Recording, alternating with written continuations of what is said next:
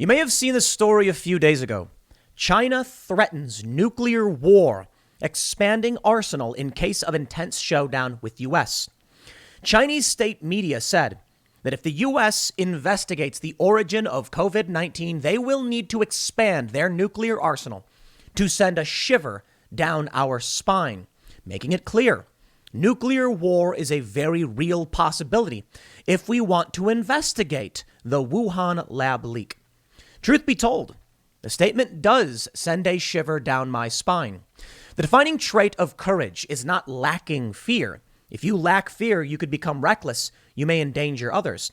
The defining trait of courage is overcoming that fear to, well, do what needs to be done, accomplish your goal, or rise to the challenge.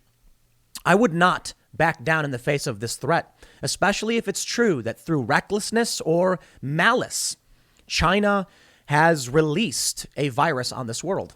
Now, we don't know exactly what happened with COVID-19. We don't know for sure that lab leak is true. But another prominent scientist has now flipped.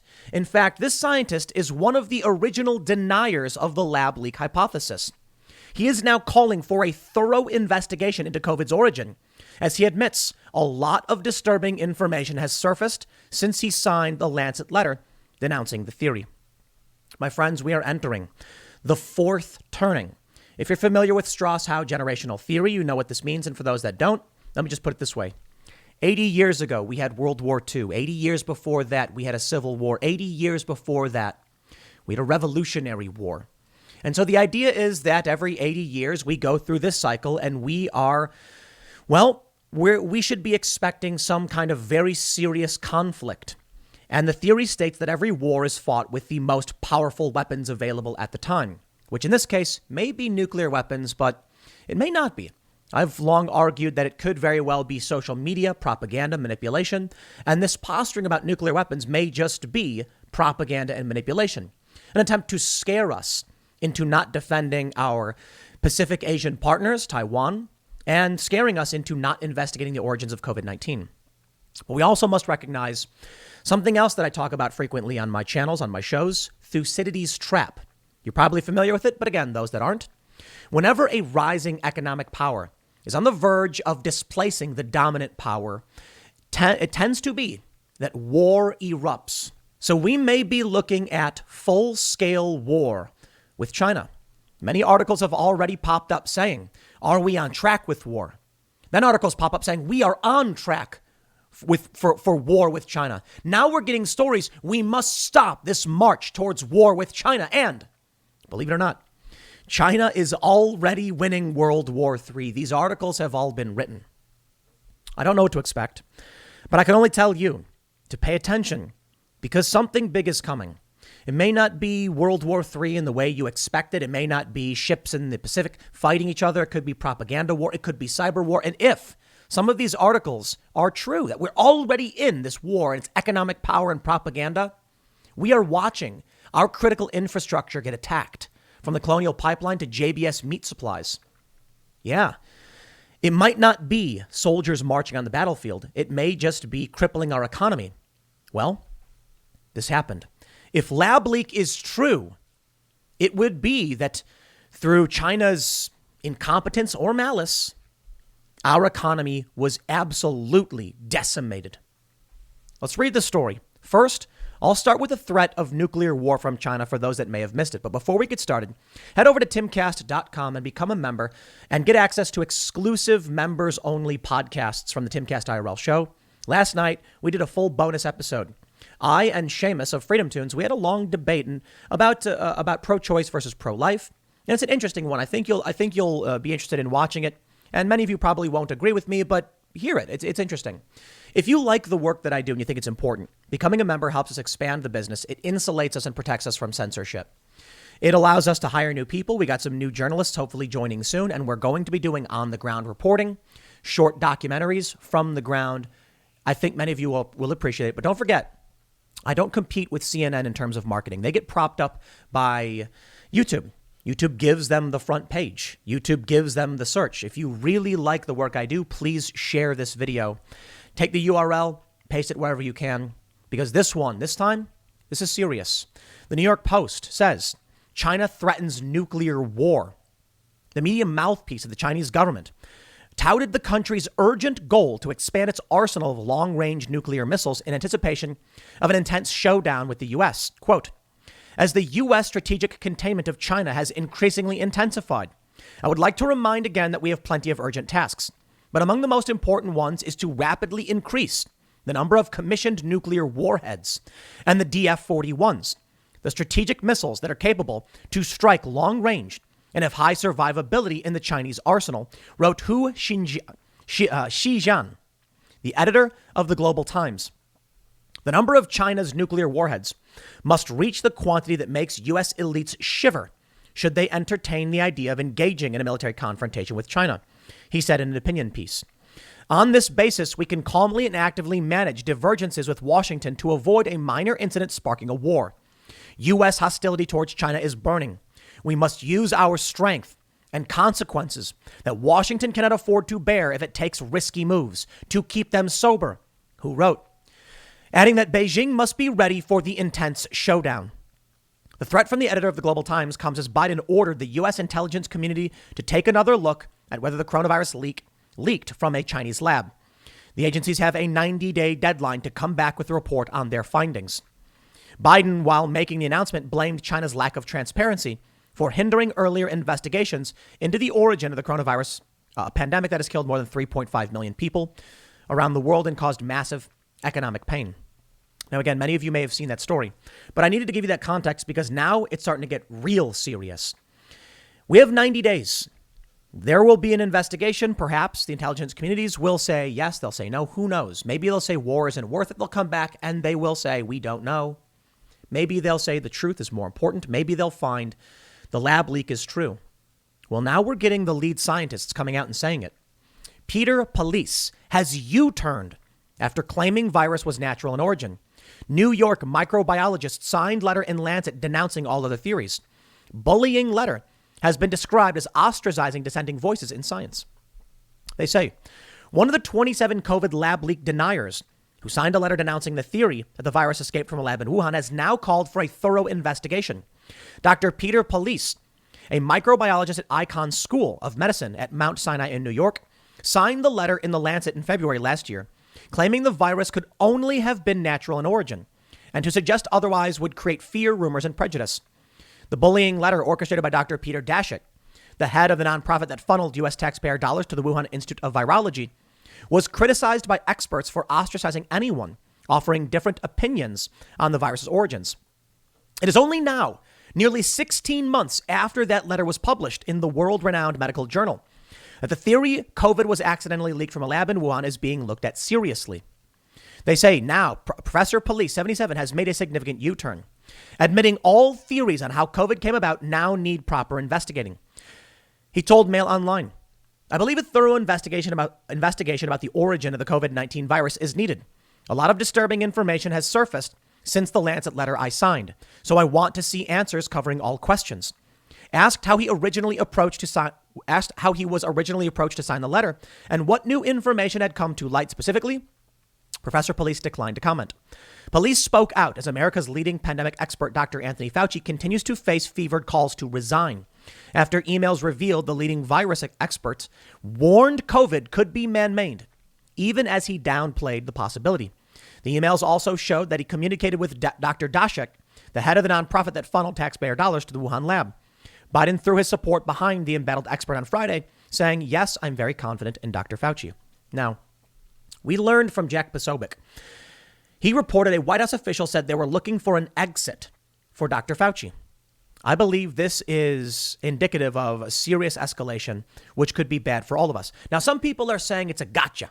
That this guy was biased, he hated Trump, and now he's only coming out. Whoa. I ain't playing those games. This man put his faith in the wrong person, Dr. Fauci, and he put his faith in the U.S. government. He signed the letter because of what he saw and what he believed. I'm not going to blame him for being wrong. People are wrong. Pencils have erasers. But I will blame Dr. Fauci. Dr. Fauci had an email from January 31st, 2020 that suggested bioengineering. That's very serious. Dr. Fauci sent an email asking whether or not this could have been their fault. He knew. At least it could have been. And he downplayed it. And many other scientists downplayed it. But I'm not here to talk about lab leak for the most part. Now, I'm here to talk about the prospect for very serious war with China. I bring up lab leak only that it's resulting in this dramatic escalation of tensions between the U.S. and China. China now saying, we got to lock and load, baby. Crank up them nuclear weapons. And we were already worried this would be the case. It's not just about lab leak or COVID, but that could be a major catalyst as more and more people start coming out saying it may be true. China's feeling threatened. Fauci is trying to downplay it.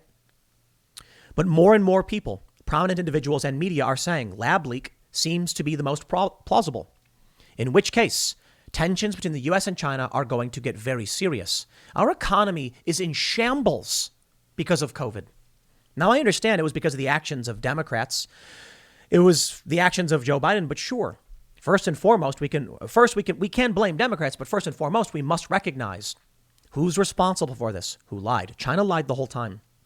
Early on in the pandemic, China ordered its citizens around the world to buy up PPE, protective gear, and send it back to China. Seems like they knew. And now it may escalate into full-scale war. From PBS, Taiwan's foreign minister says China is preparing for war. Here's Taiwan's response plan. This story is from May 25th. They say, Taiwan, which China considers a breakaway province, is the most tense issue between Beijing and the U.S. Taiwan argues it is on the front line of democracy against Chinese authoritarianism and is increasingly facing military harassment. Nick Schifrin speaks to Joseph Wu, Taiwan's foreign minister, about the issue and the role the U.S. can play in mediating conflict in the region. Now, I'm not interested in reading the whole, the whole of the transcript. I will just read one section for some context. Joseph Wu says, I think Beijing has been preparing for war against Taiwan. And that is what we have been seeing. They are preparing for it. If you look at the number of sorties, it's around 2,900 times last year. So the threat has been increasing. And when we examine in a closer way, the Chinese sometimes even cross the middle line of the Taiwan Strait. And the middle of Taiwan Strait has been safeguarding peace and stability for the Taiwan Strait for decades. I think they are also trying to cut off Taiwan from the international society. For example, they are trying to squeeze us out from the international organizations. They prevent us from entering into the World Health Organization. They are preventing us from getting international recognition. They are forcing other countries not to have official contact with us. And moreover, Chinese are also engaging in cognitive warfare. They use cyber attack, disinformation, and something similar to disrupt the democratic process here in Taiwan, to create a conflict in between the government and society, or to create a distrust between Taiwan and our major ally, which is the United States. Curious. I wonder if the U.S. would stand up for Taiwan at this point. I don't know. I've heard many people say that Biden is weak, his administration is weak, and many people in the Biden transition team were supportive of China. We also see that their economic interests in the U.S., the NBA especially, they love China. We also saw John Cena apologizing to China for saying Taiwan was a country. We are not unified here. China, they know that the iron is hot and they could actually strike. From military.com. I hope you guys pay attention to this one. Pentagon eyes new bombs for war with China, not ISIS. That's right. It seems like the U.S. is even preparing for war. It's not just China, on our side as well. It's scary, man. It's worrying. We don't want war with China, but it seems like the escalation is here. Military.com says the Air Force will buy fewer Joint Direct Attack Munitions, or JDAMs, Hellfire missiles, and small diameter bombs as it prepares to invest in state-of-the-art long-range weapons that are better suited for operations in the Pacific, according to its fiscal 2022 budget request. The service has requested $161 million to buy an initial production of 12 Air-Launched Rapid Response Weapon, or ARRW, pronounced Arrow, hypersonic weapons, to move it out of the research and development phase. Despite the service shifting more resources toward the Arrow program last year, the missile failed its first flight test a few weeks ago. The Air Force also wants to increase its procurement of the Joint Air-to-Surface Standoff Missile Extended Range, or JASSM-ER, stealth cruise missiles, an advanced weapon with a range of roughly 600 miles. The budget documents state, officials have previously stated that the JASSM and its cousin, the Long-Ranged Anti-Ship Missile, or LRASM, can be used for standoff precision strikes throughout the vast expanses of the Pacific region. To fund those efforts, the service will reduce its purchases of JDAMs, the first iteration of the small diameter bomb, and Hellfire missiles, said Major General James D. Pecchia, the Air Force Deputy Assistant Secretary overseeing the budget at the Office of the Assistant Secretary of the Air Force for Financial Management and Comptroller.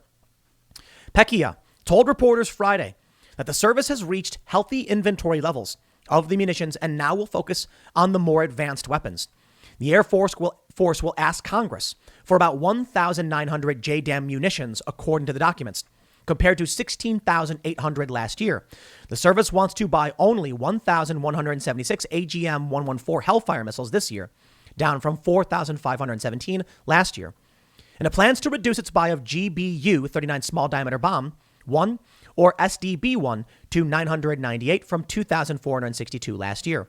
It would seem that these weapons are better suited for drone strikes and Middle Eastern conflict. It now looks plain and simple. The U.S. military is preparing for Pacific conflict, Air Force, and naval operations. To bolster its inventory of conventional munitions that allow aircraft to stay outside the range of enemy air defenses, the service's funding request for JASSM-ER, which incorporates low observable technology, has increased by $211 million to grow production line capacity. The Air Force wants to buy 525 missiles this year, up from 400 last year. Over the years, the Air Force has added thousands more JDAMs, SDBs, and Hellfire missiles in its effort to build up its precision-guided munition inventory. And they go on to give a little bit about the history. They say, to boost its stockpiles, the service worked with defense companies to procure precision-guided bomb packages, including tail kits that use GPS to guide the bombs to their intended targets. The U.S. likes to use war. I shouldn't say the U.S. necessarily, but many industries, to bolster its economy. Could it be that the economy is bad because we're preparing for war? Or we are preparing for war because the economy is getting bad and the U.S. wants to reassert its dominance globally and enforce the petrodollar? You often hear this line. Saddam Hussein, he didn't want to trade U.S. dollars for oil. He wanted to get off the dollar. Muammar Gaddafi, he wanted to trade in dinars, gold, for oil. Both of those men were invaded and killed. Some people suggest that anyone who dare oppose the U.S. reserve currency meet an untimely fate. But China, who's been using U.S. dollars for the Belt and Road Initiative, well, they're powerful and they're large, and there's not going to be a ground invasion. Will the U.S. give up their opportunity, their standing? I don't think so. When Hillary Clinton was on the debate stage with Donald Trump, she alluded to the potential for war with Russia, and Trump said this is bad. So people voted for Trump.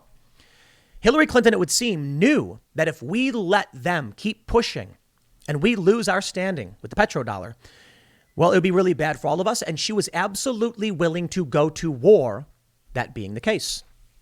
Now that the Democrats have regained control, though it's not Hillary Clinton, it seems they still will be pushing for this. It seems like they're absolutely willing to go to war. The war won't just start overnight. It won't just be Taiwan. We don't know what it will be if a war does ignite, but it very well may start here. From the BBC.com, Biden expands U.S. investment ban on Chinese firms. The new executive order will come into effect on the 2nd of August, hitting 59 firms, including communications giant Huawei. The list of firms will be updated on a rolling basis. It expands an order previously issued by former President Donald Trump. Even before the official announcement, China suggested it would retaliate. Under the new order, U.S. investors will be banned from buying or selling publicly traded securities for other companies, including the China General Nuclear Power Corporation, China Mobile Limited, and CoStar Group. It expands the previous list from 31 firms to include surveillance companies and is aimed at ensuring U.S. persons are not financing the military-industrial complex of the People's Republic of China, one White House official said. Quote, "The prohibitions are intentionally targeted and scoped to maximize the impact on the targets while minimizing harm to global markets," the official added. Huawei recently said the sanctions imposed on it by the U.S. in 2019 have had a major impact on its mobile phone business. The U.S. took action amid claims that the company posed a security risk, and last July, the UK said it would exclude the company from building its 5G network. The new list of companies barred from U.S. investment will update one from the Department of Defense. Quote, we fully expect that in the months ahead, we'll be adding additional companies to the new executive order's restrictions, the White House said. It comes as the surveillance of citizens, including Uyghurs in the Xinjiang region in particular, has come under scrutiny. The Biden administration also accused China of acting more aggressively abroad and more repressively at home. Cassandra Fairbanks, she is a commentator. You may have seen her. You may know who she is. She was on the Timcast IRL podcast. And I asked her, what do we do about the Uyghur Muslim crisis? I mean, these people are in these camps. It's horrifying. I said maybe sanctions made sense. Cassandra rejected that argument and pushed back, saying sanctions will lead to war, and we do not want to go to war. War is bad. Well, obviously there I agree. But should we be openly trading with the nation that's doing this? Cassandra's fears that it'll lead to war. And she argued, China may be engaging in atrocities, but so are many other countries. It's none of our business, and we shouldn't get involved. It's a good argument. I understand it, and I agree with it to a great deal, but there still is a philosophical and moral conundrum. What if China is engaging in very serious atrocities outside of China? What if they invade Taiwan? It's tough. At what point does the U.S. say we cannot allow them to take over the world? We're not the world police. I don't think we should be. So it's very, very difficult, and I don't have the answers. The only thing I can really point out is that I typically would say the war is bad, and there are very few circumstances in which I think war is acceptable. But at the very least, I can tell you it seems war is probable at this point. That's what's worrying to me. The New York Times wrote on April 27th, Thomas L. Friedman, is there a war coming between China and the U.S.? Now, we don't have all the answers. Thomas says, if you're looking for a compelling beach read this summer, I recommend the novel 2034 by James Stavridis, a retired admiral, and Elliot Ackerman, a former Marine and intelligence officer. The book is about how China and America go to war in 2034, beginning with a naval battle near Taiwan, and with China acting in a tacit alliance with Iran and Russia. He says, I'm not giving it all away to say China and the U.S. end up in a nuclear shootout and incinerate a few of each other's cities. And the result is that neutral India becomes a dominant world power. Hey, it's a novel. What made the book unnerving, though, was that when I'd put it down and picked up today's newspaper, I read much of what it was predicting for 13 years from now. Iran and China just signed a 25-year cooperation agreement. Vladimir Putin just massed troops on the border of Ukraine while warning the U.S. that anyone who threatens Russia will regret their deeds more than they have regretted anything in a long time. As fleets of Chinese fighter jets armed with electronic warfare technology now regularly buzz Taiwan, China's top foreign affairs policymaker just declared that the U.S. does not have the qualification to speak to China from a position of strength. Yikes. That's life imitating art a little too closely for comfort. Why now? Well, I'm not going to read the entirety of the op-ed, just to point out the conversation has been escalating. CNN. Why are Australian officials hinting at war with China? They conclude they go on to mention a lot. China can't stop talking about Bill and Melinda Gates' divorce around Asia. There's a lot going on. And yes, we have seen conflict between Asia and China and Australia. The U.S., of course, siding with Australia. I believe there was a moment where an Australian naval vessel accompanied U.S. naval vessels through the Strait of Taiwan. Here's the hill. China is already winning World War III via money. They say, actor John Cena's cringeworthy apology to China has become a viral sensation. While it may seem trivial to some, it serves as a visual touchstone to the aggressive tactics China employs to achieve domination. While promoting the 9th installment of the Fast and the Furious movie franchise to a Taiwanese broadcaster, Cena said in part, Taiwan is the first country that can watch F9. Cue the outrage. Now, most of you know the story. John Cena then came out and issued a massive apology. They say, in the minds of China's civilian and military leadership, they are acting in the best interests of their nation. Why bother to use your military might when those you oppose can be subjugated through economic means? That the United States is so easily letting them win across the board is truly shocking. Chinese Communist Party leaders truly must be secretly stunned that American corporations, universities and colleges, Hollywood, film studios, and sports leagues so willingly gorge themselves on CCP money. They pour in the trough. It's akin to fattening chickens and cattle until they have served their purpose and are ready to be devoured. While the term useful idiot has been attributed to the murderous duo of former Soviet premiers Vladimir Lenin and Joseph Stalin, looking to cultivate obedient sympathizers to their Marxist goals via money, ideology, or violence, today, the Merriam-Webster Dictionary defines useful idiot as a naive or credulous person who can be manipulated or exploited to advance a cause or political agenda.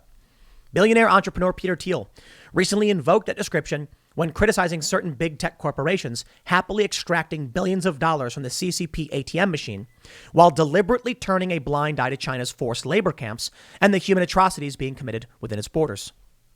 And what have we seen? Today, they announced that Donald Trump will remain banned on Facebook, for another several years, 2 years to be exact. He may get his account back in January. While these big tech corporations silence American politicians, what do? They're allowing Chinese government officials, Iranian government officials, to use these platforms with impunity, for the most part. And they say rather horrifying things. But that's right. The United States is being extracted. Many of these corporations are gleefully taking the money from China, and they know. Now, it's bad news. Maybe there's some good news. Maybe many people would think it's better that the U.S. just gives up, takes the wealth, and watches the country fall apart if it means we don't have nuclear war. I mean, Thucydides' trap would be really bad. I entertained this thought in a conversation with some experts on China, and I said, is it possible the U.S. is trying to avoid Thucydides' trap? We don't want to go to war, so hey, tank the economy on purpose. That way, instead of China reaching the economic level of the U.S. and war breaking out, as China is rising, the U.S. economy collapses so far down, no war could be possible.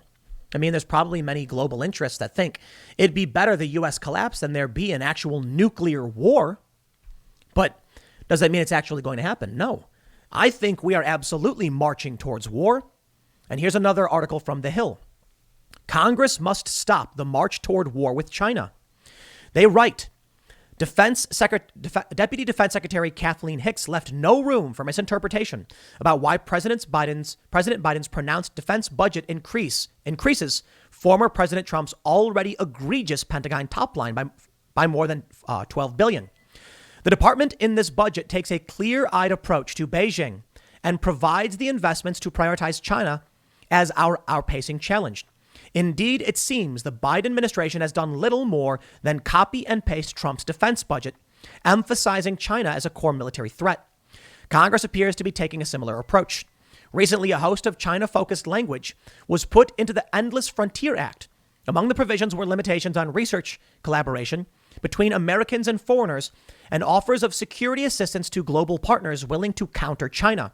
While China's rise is a significant geopolitical challenge, Congress should dial back the march towards a new Cold War, swapping military dominance for diplomacy and cooperation to address the varied threats China poses. In an era of globalization and increased economic interdependence, approaching China as a military threat misunderstands China's grand strategy. This approach is already leading us towards billions of dollars of wasted defense funding. Now, it seems this article is basically saying we do not want to go to war. Don't do it. It's going to happen. I mean, I'm worried it's going to happen. I don't know for sure, but it feels like it's going to happen. Should America be ill prepared? I don't know. So what do we do? I mean, the article basically says what? Should we just start doing more business with China? Should we offshore more of our manufacturing, cripple ourselves?